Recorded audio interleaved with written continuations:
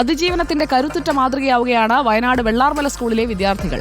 കലോത്സവത്തിന്റെ ഉദ്ഘാടന വേദിയിൽ ഈ കുഞ്ഞുങ്ങളുടെ നൃത്തശില്പമുണ്ടാകും. നേരിട്ട ദുരന്തത്തെ നൃത്തത്തിലൂടെ ആവിഷ്കരിച്ച് വേദന മറക്കാൻ ശ്രമിക്കുകയാണ് നമ്മുടെ സ്വന്തം ചൂരൽമലയിലെ കുഞ്ഞുങ്ങൾ. വെള്ളരിമലയുടെ താഴ്വാരത്തൊരു വിദ്യാലയമുണ്ടേ, പുന്നപ്പുഴയുടെ ഓരം ചേർന്നൊരു പള്ളിക്കുടമുണ്ടേ. വെള്ളരിമലയുടെ താഴ്വാരത്തൊരു വിദ്യാലയമുണ്ടേ, പുന്നപ്പുഴയുടെ ഓരം ചേർന്നൊരു പള്ളിക്കുടമുണ്ടേ. രാജ്യം കണ്ട ഏറ്റവും വലിയ ദുരന്തങ്ങളിലൊന്നിന്റെ ആഘാതത്തിൽപ്പെടുമ്പോഴും അതിതീവ്രമായ കരുത്ത് രേഖപ്പെടുത്തിയവരാണ് വയനാട് വെള്ളാർമല നിവാസികൾ. വെള്ളാർമല സ്കൂളിലെ കുഞ്ഞുങ്ങളാണ് ഇപ്പോൾ ഇവിടെ ഡാൻസ് കളിക്കുന്നത്. എന്തിനാ ഈ ഡാൻസ് കളിക്കുന്നതെന്ന് പറയോ? എന്താ നിങ്ങളുടെ പരിപാടി? ഞങ്ങള് സംസ്ഥാനത്തിലേക്ക് ഉദ്ഘാടന ചടങ്ങിൽ പോവാണ്.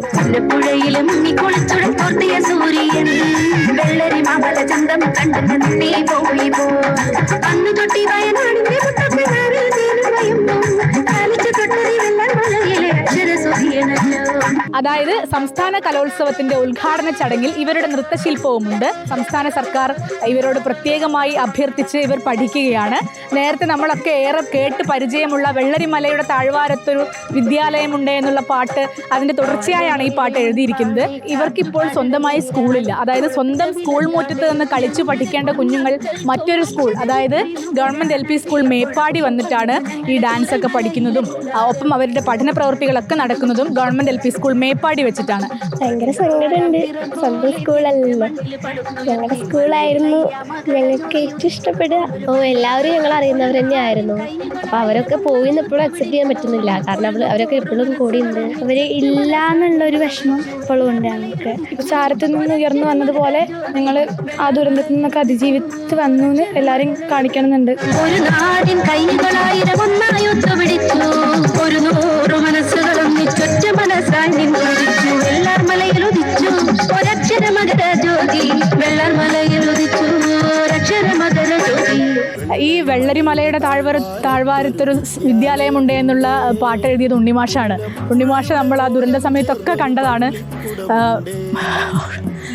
ഉണ്ണിമാഷ നമ്മളോട് സംസാരിക്കും. മാഷെ, അതിൻ്റെ അവസാന വരികളിൽ ഉണ്ടല്ലേ ആ പാട്ട്? ഞങ്ങളുടെ സ്കൂളിൻ്റെ ഒരു ആത്മാവാണ് ആ പാട്ട്. ഓർമ്മകളാണ്. അവിടെ കഴിഞ്ഞ ഓരോ മുഹൂർത്തങ്ങളും ഓരോ നിമിഷവും എത്ര വിലപ്പെട്ടതാണെന്ന് ഇപ്പോൾ ഞങ്ങൾ മനസ്സിലാക്കി. അപ്പം നമുക്ക് വലിയ മുറ്റമില്ല, ഈ പുഴത്തീരല്ല, എല്ലാം ഉണ്ടാവും. ഞങ്ങൾക്ക് വിദ്യാഭ്യാസ വകുപ്പ് ഞങ്ങളെ ചേർത്ത് നിർത്തുകയല്ലേ. അന്നു മുതൽ ഇന്ന് വരെയും ജൂലൈ 30 മുതൽ ഇന്ന് വരെയും ഞങ്ങളെ കൂടെയുണ്ട് വിദ്യാഭ്യാസ വകുപ്പ്. ഞങ്ങൾ പോയിട്ടില്ല, ഞങ്ങൾ ഈ ഭൂമിയിൽ തന്നെ ഉണ്ട്. സാറ് പറഞ്ഞ പോലെ നമ്മൾ ഒഴുകി പോയിട്ടില്ല, നമ്മൾ ഉയർത്തെഴുന്നേൽക്കും. ആ വരികളിൽ പറയുന്നുണ്ടല്ലോ, ഉയർത്തെഴുന്നേൽക്കുന്ന വരികളുണ്ട് അതിനകത്ത്. അപ്പോൾ ഈ കുഞ്ഞുങ്ങളോടൊക്കെ സംസാരിക്കുമ്പോൾ നമുക്കൊരു വാക്ക് പോലും പൂർത്തിയാക്കാൻ കഴിയാത്തത്രയും പ്രയാസം അനുഭവപ്പെടുന്നു. എന്തിനാണ് കണ്ണ് നിറയുന്നത്, എന്തിനാണ് തൊണ്ടയിടറുന്നത് എന്ന് ഇപ്പോഴും അറിയില്ല എന്നുള്ളതാണ് യാഥാർത്ഥ്യം. ഒരു ഫീനിക്സ് പക്ഷിയെ പോലെ ഉയർത്തെഴുന്നേൽക്കുമെന്നാണ് ഒരു മോള് നമ്മളോട് പറഞ്ഞത്. അതുതന്നെയാണ് ആ ഒരു ഉയർത്തെഴുന്നേൽപ്പിൻ്റെ കാര്യമാണ് ഇവർ ജനുവരി 4-ാം തീയതി തിരുവനന്തപുരം സെൻട്രൽ സ്റ്റേഡിയത്തിൽ വെച്ച് ലോകത്തോട് പറയാൻ പോകുന്നത്. വീഡിയോ ജേർണലിസ്റ്റ് അതുൽ ആംബ്രയ്ക്കൊപ്പം റിപ്പോർട്ടർ സാനിയോ, ഇൻ റിപ്പോർട്ടർ, വയനാട്.